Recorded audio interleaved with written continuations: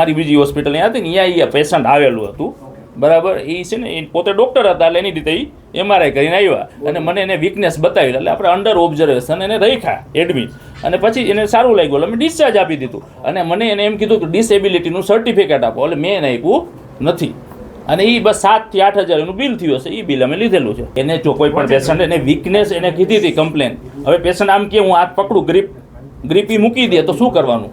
હું તો ગોડ તો છું નહીં બરાબર. હાથ હું એને પકડાવું છું XYZ આ મેં એને પકડી છે આ એની મૂકી દે તો આપણે વીકનેસ જ સમજવાની ને. હવે એના માઇન્ડમાં શું હાલે કે XYZ આપણને તો ખબર નથી.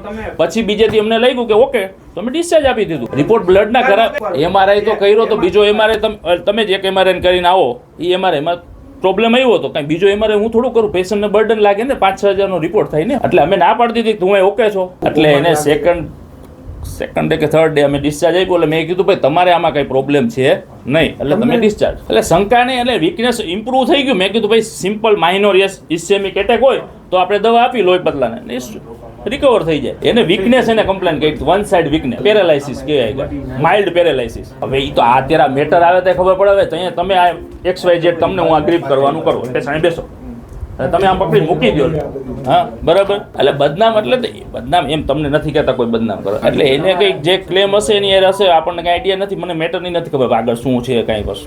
સાંજ સમાચાર ફેસબુક પેજને લાઇક કરો, વિડીયો શેર કરો અને વધુ વિગતવાર સમાચાર માટે sanssamachar.net વિઝિટ કરો.